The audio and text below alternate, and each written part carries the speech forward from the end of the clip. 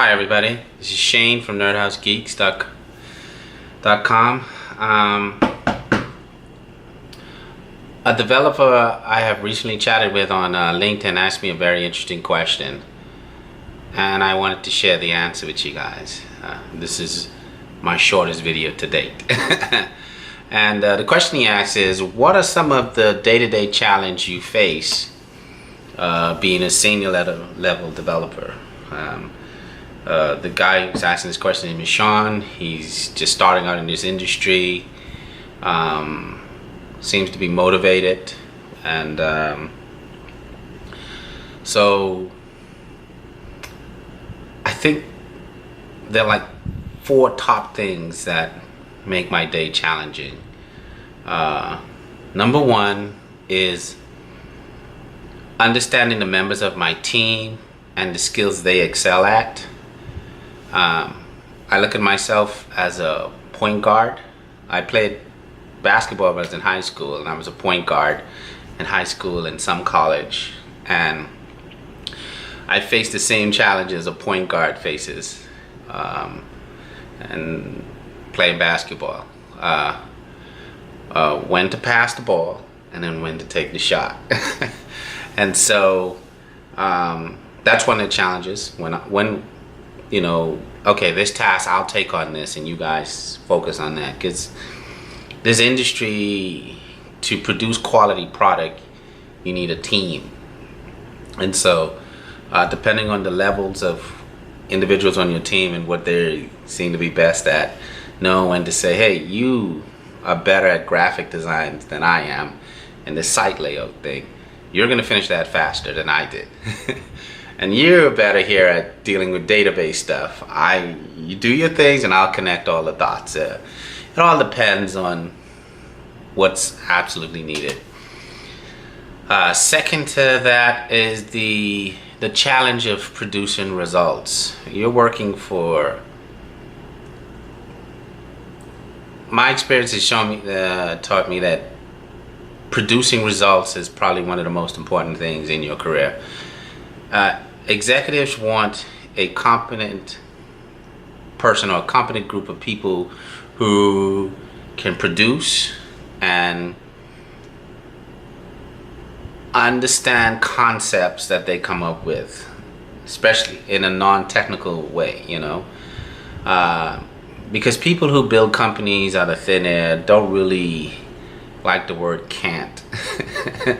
You know, like, let's say you were working for Bill Gates, you know, what are you gonna tell him? It can't be done?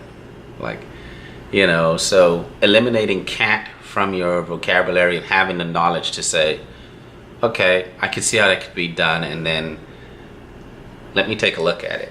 You know. But having an understanding of programming to the point where you don't say can't a lot, you know. This is what it's gonna take. You still want me to do it, you know. It's a different way. 3, protecting your team. All the heat falls on me. Not any devs under me. My job is to be concerned about everybody else's job. I mean, that's where the whole point guard thing comes into. Like, if it goes wrong and a dev just happens to be under my team, it still kind of falls on me, you know. Again, it's a team sport, and there'll always be failures, but you know, you could be on the most senior elite team and miscommunication, you know, just stepping up.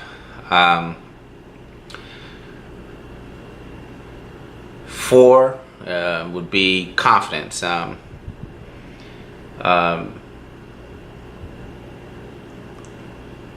Not confidence, but let me say this the right way. Confident enough to say my idea is wrong, or again, your idea is better than mine. I mean, I think that's really number 1. Like, everyone's smart, everyone has ideas. Sometimes Shane's ideas are the best way to go. I think so. But sometimes I'm wrong, and and being able to go and tell somebody, hey, no, you were right, I was wrong. That's really big, especially when you're working with other people who have it's like you are creating a level of comfort where people aren't afraid to come to you with ideas, because, you know, I mean, I'm the Shane, but when I screw up, I go, guess what? I thought that would go a different way. So perfection is not a part of this business, but the ambition to be perfect is definitely, you know, you want to produce good results for your team and for the company and your employees and the people who write you these checks. You know, you want to give them what they're looking for. Mm-hmm. And 5 is, the next challenging thing is staying on the top of my game. Like, being a senior level guy is always about research and development. I'm in a constant state of learning, and it never stops, and there's no limitations. I mean, I literally schedule, like, a portion of my check automatically goes to having access to online learning resources, and I study those things all the time. So I'm learning from other developers, and when you're learning from all these different developers, you're getting smarter while that's going on.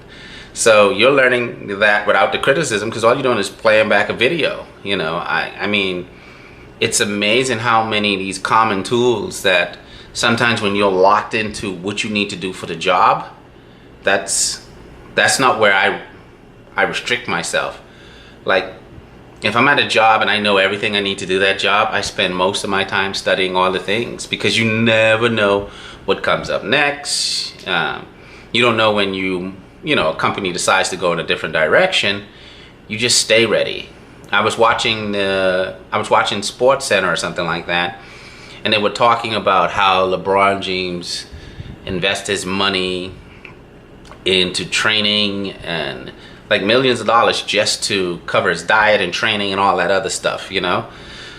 And I mean, that's the way it is. Like, there's at least $100 out of every paycheck. Well, I pay about $100, $150 a month just subscribing, purchasing things that are training related, that may be concepts. You know, when I start learning, if you look at my LinkedIn profile, it's just full of certificates I've completed, but the stuff I've just touched to like get to know it, I mean, it's constant. And I don't know if that's challenging.